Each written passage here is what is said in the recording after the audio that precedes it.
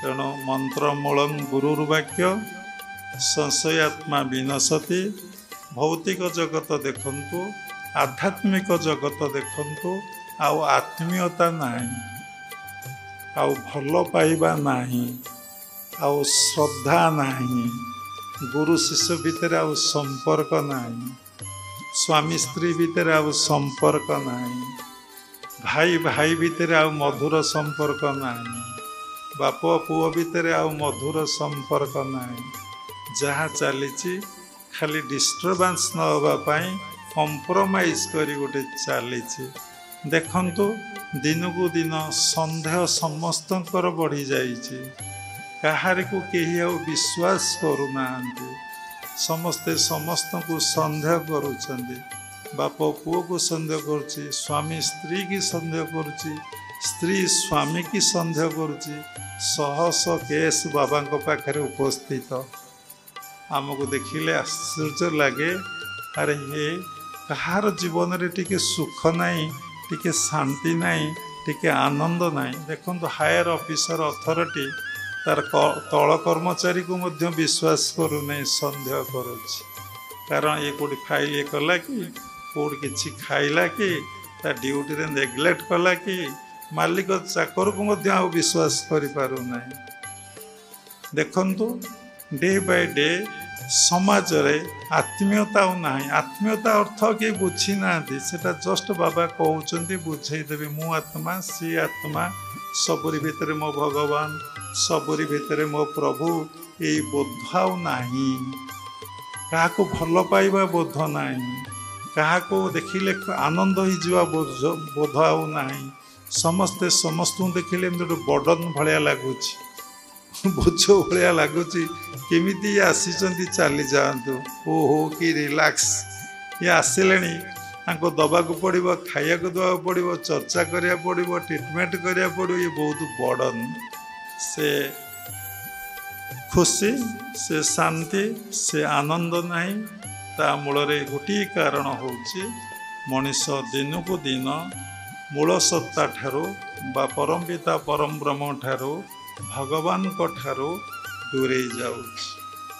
ମଣିଷ ଆଉ ଯୋଗ ଅଭ୍ୟାସ କରିବା ପାଇଁ ତାର ଆଉ ଆନ୍ତରିକତା, ତାର ଆଉ ଶ୍ରଦ୍ଧା କିଛି ନାହିଁ। କେତେ ସମୟ ଆମେ ଯୋଗ କରିବୁ, କେତେ ସମୟ ଆମେ ଧ୍ୟାନ କରିବୁ, କେତେ ସମୟ ଆମେ ସାଧନାରେ ବସିବୁ? ଏହା କ'ଣ ସମ୍ଭବପର? ଘଣ୍ଟାଟେ ବସିବୁ? ଯଦି 24 ଘଣ୍ଟା ଭିତରେ ଆପଣ ସମସ୍ତ ସମୟ କୁଆଡ଼େ ଦେଉଛନ୍ତି? ଯଦି ଠାକୁର ପାଇଁ ଆପଣ 2 ଘଣ୍ଟା ବସି ପାରୁନାହାନ୍ତି, ଠାକୁରଙ୍କ ପାଇଁ ନୁହଁ, ଠାକୁରଙ୍କର କ'ଣ ଦରକାର ଯେ ବସିବା ଦରକାର? ତୁମର କ'ଣ ଦରକାର ନା ଆଉ ଠାକୁରଙ୍କର କ'ଣ ଦରକାର? ଠାକୁର ତ ଠାକୁର, ଠାକୁରଙ୍କର କ'ଣ ଅଭାବ ଅଛି? ନା ଠାକୁରଙ୍କୁ କ'ଣ ଖାଇବାକୁ ମିଳୁନାହିଁ? ନା ଠାକୁରଙ୍କୁ କ'ଣ ଗରମ ହେଉଛି? ନା ଠାକୁରଙ୍କୁ କ'ଣ ଶୀତ ହେଉଛି? ନା ଠାକୁର ତମ ଭୋଗ ଥାଳି କ'ଣ ଖାଇଯାଉଛନ୍ତି? ଠାକୁରଙ୍କର କ'ଣ ଦରକାର? ଠାକୁରଙ୍କ ପାଇଁ ମୁଁ ବସିବି? ମୁଁ ମୋ ପାଇଁ ବସୁଛି। ମୁଁ କେମିତି ସୁଖ ପାଇବି, ମୁଁ କେମିତି ଶାନ୍ତି ପାଇବି, ମୁଁ କେମିତି ଆନନ୍ଦ ପାଇବି, ମୁଁ କେମିତି ଜୀବନଟାକୁ ସରସ ସୁନ୍ଦର ଆନନ୍ଦ ପ୍ରେମମୟ କରିବି? ତାହେଲେ ଆଉ ସମୟ କୁଆଡ଼େ ଯାଉଛି?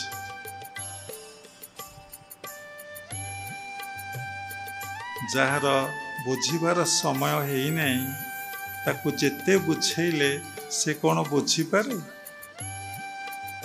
ଯାହାର ବୁଝିବାର ସମୟ ହେଇଛି, ତାକୁ ଗୋଟିଏ ପଦ କହିଦେଲେ ସଫିସିଏଣ୍ଟ, ଅନେକ କହିବାର ଦରକାର ନାହିଁ। ବୁଦ୍ଧଦେବ ଯାଉଥିଲେ, ବାବା ଉପସ୍ଥାପନା କରିଛନ୍ତି।